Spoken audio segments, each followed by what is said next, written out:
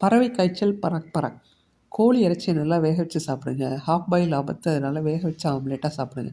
இதை சொல்லியிருக்கிறது வார்னிங் கொடுத்துருக்கிறது யாருன்னா, தமிழக மக்கள் நல்வாழ்வுத்துறை அமைச்சர். காரணம், சென்னையில் சில நாட்களுக்கு முன்னால் நம்ம காக்கைகள் அங்கங்கே செத்து விழுந்துச்சு.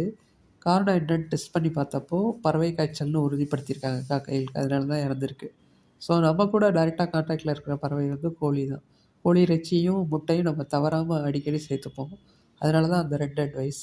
கோழியோட உமிழ்நீர் அப்புறம் கோழியோட கழிவு இதிலெல்லாம் ஈஸியாக மனுஷனுக்கு தொத்திக்குமா அந்த பறவை காய்ச்சல். பறவை காய்ச்சல் நிறைய தொந்தரவுகள் கொடுக்கும். நுரையீரல் அழற்சி வரைக்கும் கொடுக்கக்கூடியது பறவை காய்ச்சல். எனவே மக்கள் அனைவரும் அலர்ட்டாக இருக்குமாறு அமைச்சர் எச்சரிக்கை கொடுத்துருக்கிறார். உடனே நம்ம செய்ய வேண்டியது ஆம்லேட்டை நல்லா வேக விட்டு சாப்பிட்றது, கோழிக்கறியை நல்லா வேக விட்டு சாப்பிட்றது. இது 2ம் ரொம்ப முக்கியமான விஷயம்.